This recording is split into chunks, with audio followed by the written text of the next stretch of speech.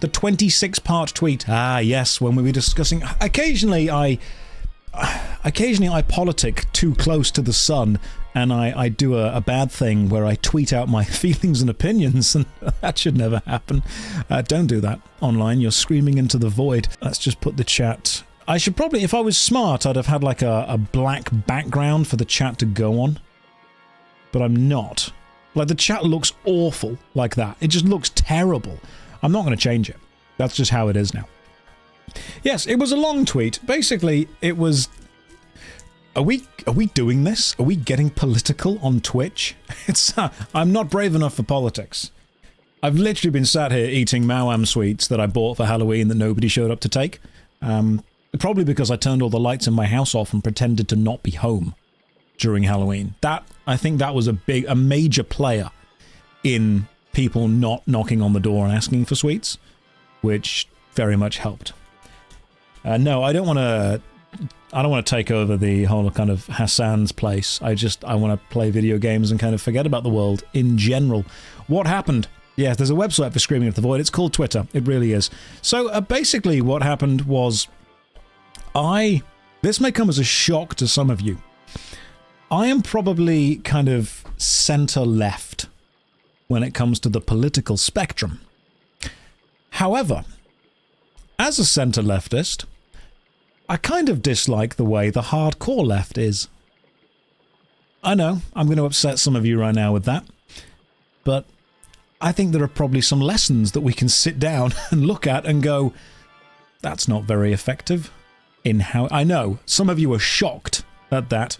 I think maybe it was my growing up in a poorer family. I think maybe it was my growing up... I say poorer in like an English sense, which still was, you know, wasn't affluent, but I had birthday presents and stuff like that.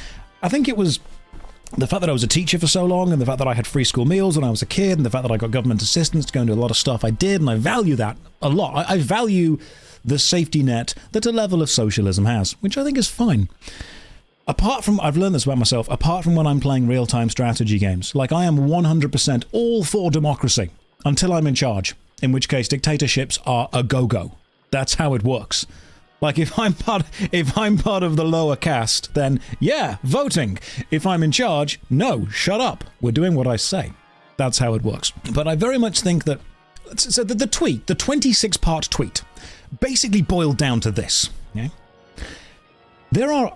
Because I've been a teacher for so long, because I was a teacher for so long, I've interacted with a lot of students during formative years of their life. From, say, 7 or 8 years old up until, honestly, about 17 or 18 years old. We meet people who become influential, we form parts of our opinion, and it is easier to trick a man than it is to convince him he has been tricked.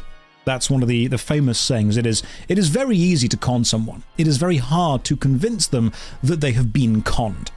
So if you're going to attempt to con someone, doing that when they are younger, or when they are in their formative years, doing that when they are slightly more vulnerable and susceptible to strange, weird ideas, easy way of doing it. It's the same idea of just, you know, running any kind of system. It's very easy to do. And what I've been noticing is, as a leftist, I dislike a lot of the more modern approaches that modern extremist leftism has toward berating young men. And some of you might immediately push back against that and say, well, young men have no problems in their life. You know, there are people with far worse problems. There are. That's very true. Cannot deny that whatsoever. The issue is, remember when you're a kid, the smallest thing is a big thing to you. That's what this all boils down to. You know, you can be an adult and you can see a child, maybe they lose their favorite toy. And as an adult, you think, oh, that's not a problem. It's not really a big issue. It's just a toy. But as a child, that is the most important thing that's ever happened to you. That is a problem for you. That matters. It could be a core memory. It could be a formative moment. So what happens is, we have a lot of young men who have problems in their life.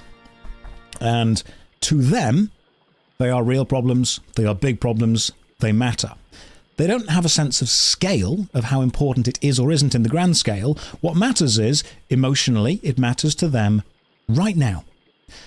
And then you have other people come over and say, your problems don't matter. They are irrelevant. In the grand scheme of things, they actually aren't that important. And a weird thing happens here, because they're kind of both right, as in they're both correct. They don't matter in the grand scheme of things, but that young man still feels an emotional connection and an attachment to the problem that has happened. So when someone comes over and says, actually, your problems do matter. They matter a lot. They're extremely important. They are worth dealing with. And I will help you deal with them. I will support you. I will help you grow. I will defend you. I'll protect you. That is extremely appealing for a young guy to hear. Now, the problem that you're fixing, or the problem you're promising to fix, might not be a world, damaging problem in the grand scheme of things, but to that young guy, it is everything. It may not be, global, but it is to that guy. That's exactly what it is. So unfortunately, we have had a couple of rather extreme years of... I will reiterate that I am definitely centre-left. But we've had a couple of extreme years of extremists, mostly on the left, telling young guys that their problems don't matter and that they are bad. I mean, that's an extremely reductive way of looking at it, but that is one of the best ways to do it. Highly collective political views lose the individual touch. Yes, they absolutely do. So we've had that. And then unfortunately, you have people come along and say, actually, young men have it they have it the worst. They have it really bad. They have it incredibly difficult. No one has it harder than the white male gamer, that kind of stuff, which again also isn't true, but it sounds true when nobody else is supporting you. And that was my issue. I think that young guys are being disenfranchised at a rather impressive rate because nobody is there to help with them. So I like to think that basically we're playing Broken Sword right now, which is why we've got... hang on, let me just get the main game back up. I moved it all. I really should have planned this ahead of time. Let's just go to properties and work out what I do or don't have here. Hang on a tick. We don't need you anymore. That's fine. We'll bring up Broken Sword. And then we'll get the game going, and then you guys can understand. There we go. Okay, that's the size of the game. Just deal with that. This is the stream. If you've raided, you have to stay. That's the law. The extreme left and the extreme right have no difference to you specifically. Both are obsessed with ideas. Yeah, without a doubt. So basically, I was talking about the idea of disenfranchised young men being convinced by one extreme side or the other. Basically, politics loves kind of from 12 to about 18. There is a reason that so many political activists are teenagers. And that is simply because at that age in your life, when you are still trying to figure out who you are, when it's a formative year, you want a purpose, you want a focus, you want an idea. They have time, they have energy, they may not have the resources, but people that support them definitely will do. If you're at a university and you want to run some kind of politically motivated anything, you will aim for teenagers, without a doubt. They are just so much easier to convince to do something because it gives them a purpose, it gives them a focus. You don't yet have the critical thinking skills to sit back and say, actually, well, this is a weird idea. I mean, I think it's strange that you go from high school when you're about 16, 17, where you still need to ask permission to go to the toilet, to taking on a huge amount of debt to go to university, where suddenly you're expected to know what you want to do the rest of your life and you want to change the world in your own image. And I'm thinking there's a level of responsibility kind of difference here, isn't there? We don't necessarily go from... We don't gently ramp up the level of responsibility. We expect someone to act like a child and then act like an adult. There's this huge step in responsibility, and I think that's what gets a lot of people, and that's what makes it much, much easier. You're reminded of some of the feelings you had to deal with recently regarding extended unemployment. Yeah, without a doubt. Yeah, it's the save the cat to slaying God pipeline, but there's absolutely no training in between. It's just you've failed the tutorial, now go and kill the final boss. That's pretty much it. I do think that schools in general are set up to serve to create workers. I mean, that's how the whole Victorian schooling system was set up in the UK. It was designed to just produce factory workers, just to produce mine workers, just to produce office workers. It wasn't actually about... The one thing that school forgets to do, which I think is pretty important, is to instill a love of learning. And one thing that I really dislike, thoughts on Brighter Shores. Look, I understand that I am the MMORPG guy that does MMORPG content, but you're going to listen to me talk about the education system in the UK for a bit. That's just how we do things here. There's a tangent, we're going off on it. One thing that I think schools don't teach, that they should, is schools, and if you're in the chat and you resonate with this, let me know. Schools don't teach you how to learn. They will throw information at you and demand that you memorize it and then regurgitate it to pass a test. They will give you information and facts and figures and say, hey, if you can remember this, you are smart. But they don't actually teach you how to learn. They don't teach you how to find sources, how to find the validity and the bias of those sources, how to work out the level of expertise those sources might have, how to work out how you can cross-reference those sources with something else. They don't teach you how to collate data, how to cross-reference one thing to another. They don't teach you how to necessarily remember things or how to apply it in the real world. That is one thing that I absolutely hate. And it's by design. It's by design because uneducated people are easier to convince of things because you don't need to logic them into it. You need to emotion them into it. And I say this as someone who's done it repeatedly in university whenever I'm performing. If someone, you cannot reason someone out of a position they didn't reason themselves into.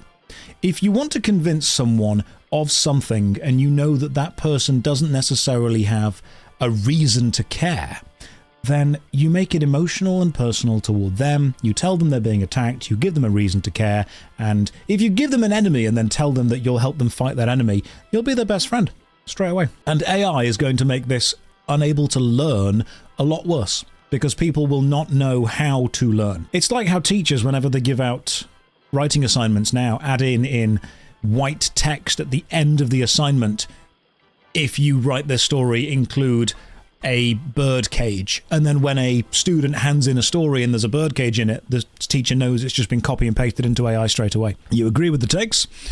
It takes a village. It does. It does indeed take a village. The family isn't instilling self-values. The children become critical thinking. Yeah, so a lot of it comes down to parents. I'm sorry, but it really does. Every single time I have ever had a class to teach or a student and I have met their parents, there is a moment where I've straight away gone, okay. Yeah, this makes sense now. It is very, very different, very difficult to be different to your parents. If you want to be. If you want to be different, because, and this goes back to what we were saying earlier, if you are lucky enough to have been raised by two parents, then likely they will have been there during your formative years, and a lot of their opinions and their ideals and their values will become your opinions, your ideals, and your values. Whoever takes a big interest in you as you are developing and growing as a child is someone that you will likely look up to. What is happening? We're getting political. Oh, it absolutely shows how illogical people are, without a doubt. Absolutely frustrates me how the school system doesn't teach societal skills. So one thing we are seeing is that when we've had obviously the whole COVID thing, and when kids came back to school from COVID, I don't know why I bother putting the game up, seeing as we're just continuing to chat. One thing that we are seeing in schools, and this is me talking to a lot of my friends who are teachers, kids who weren't in years like 4, 5, and 6 during COVID, where they were taken out of schools, it was homeschooling, their social skills are rubbish. Like, I'm sorry, they just are. It's just really bad. They're so far behind. Because part of the value of schooling is not being forced to sit in a classroom, memorize and regurgitate facts. That is one of the worst ways to teach someone anything ever. The value of schooling is in sometimes the social aspect of growing with your peers, growing with a bunch of people who you connect with, finding people you like and finding people you don't like and learning how to deal with that. I've had people come to me in school before and say, oh, Mr. Hayes, I don't like your lesson. Your lesson's really boring. And I've said to them, if the only thing you learn from this lesson is to sit down and focus when you don't want to focus, that will be an important lesson that you have learned. That's one of the most important things. Not everything needs to compete with Netflix. Not everything needs to compete with TikTok. Sometimes one of the most valuable things you can learn to do is a process that you don't want to do. Apparently I'm going through the teacher to gamer to politician pipeline. Not many people went through that pipeline. It wasn't a popular pipeline at all. Not doing it at all. Not doing that. No, I'm following the Obi-Wan advice of him standing on the ship going, oh no, I'm not brave enough for politics, without a doubt. I wouldn't want the power of Prime Minister at all. I absolutely would not want it. I'm only missing the apology video. I'm waiting for the ukulele. I'm not sure where I'm going to put it, but as soon as I have it, it'll go straight there. Anyone capable of being voted as president should in no way be allowed to do the job. That's what someone said to me a while ago. And it's true. Anyone who covets power, who values power, who definitely wants to go and get it, should just not be allowed to do it. Josh for king, that's different, because you get that by invading and having a battle, riding a horse, flying a flag. I've read the Battle of Hastings, you know, and that's different. I've seen Kingdom of Heaven. I know exactly how that works. That'd be fine. That'd be okay. All right, so I was talking to a friend of mine recently about the British schooling system. We will get back to the game at some point. Worry not. But I was talking to a friend of mine about the British schooling system. And they asked me if we studied the American Revolution, if we studied the the Civil War, the ideas, the Boston Tea Party, the Harbour, all that kind of stuff. And the answer is no, we didn't. The UK school system does not study the American Revolution at all. I know nothing about it. I would never tell you that I know nothing about it, but I'm completely ignorant about it. The British schooling system within history, the actual history module, the way it goes, or the way it went for me, was the Egyptians. We studied the Egyptians. They were pretty cool, pretty smart people, loved cats, drew on walls, excellent. Then the Greeks and the Romans. Now, the weird thing is, because we only ever studied Greeks and Romans, and it kind of happened at the same time, in my mind, they are the same thing. I know they aren't. I know that there is a huge difference in the society between Greek and Roman. Whether it's the aesthetics, whether it's the gods, whether it's the military, whether it's the politics, Greek, Roman, totally different, but not in my mind, not because of the UK school system. Someone goes, Greek or Romans? And I'm like, yep, same thing. Spot on. Exactly the same thing. And then this is where this is what made me a bit confused about the whole history system. My friend asked me if we studied the rather kind of important aspect of Britain when we did that cheeky little thing we did and invaded the rest of the planet. And I realized, no, we didn't actually study that. What happened was we did Egyptians, Greeks and Romans. Then we did the Battle of Hastings at 1066. Then nothing happened for a few hundred years. Then World War I. Which the cool thing was that they filmed World War I and World War II at the same time to save production costs, which is why we studied World War I, and then we had like a week break. Then we did World War II. I think there was a very brief period, like a week, where we talked about the Tudors, but I didn't care about that because the TV show The Tudors didn't yet exist. Then it existed. Henry Cavill's in it. I would have cared. Next time. So that's what it was. It was Egyptians, Greeks and Romans, Battle of Hastings, then the world's kind of quiet for a bit, then World War I happens. That is the history of the world according to the English education system. Oh yeah, for some reason, oh my god, I forgot about this. For some reason, we had like a 4-month module in one of my years at school where we studied the Pony Express in the USA. And this was the kind of first kind of physical mail system. That's what it was. The idea that they would send a letter from one place to another. The Pony Express. And I'm like, oh, this is amazing. And I studied it, and the way we studied it made it sound like it lasted for years. Like it was huge. Like it was all the way across the continent. Turns out the whole thing lasted like 3 months. In real life. It just wasn't that big. At all. You know, it was a very, very small part of American history that for some reason was the most important that we know. So I know about the module of studying the Pony Express lasted longer than the actual Pony Express did, and all I know was that there was some guy that rode all the way across America for a bit and delivered a letter. So I know about that. I don't remember too much about it though. So you could ask me questions about school. Are we going to talk about, right, there's 1,500 people here. Let's talk about the mid-2000s English schooling system, because that is something that I can tell you about, my God. And when I was both a student and a teacher within it, what's happening, Nikki, I'm on my political arc. I really am. I've realized that that's how YouTubers go. That's how I stay relevant. It is. It really is. You know, we're running out of MMOs. Apparently there was a massive Nintendo, Sega, and ESA takedown of a load of old gaming ROM sites. So after all those have gone, I'm just chatting now about other politics and drama, the key to a successful YouTube thing. I'm going to walk that fine line. Oh yeah, that's the title of the video. The JoshStrifeHayes situation is crazy. Straight away. There we go. We've got the title. We'll get a thumbnail. That's pretty much all you need. Nobody pays attention to these things anyway.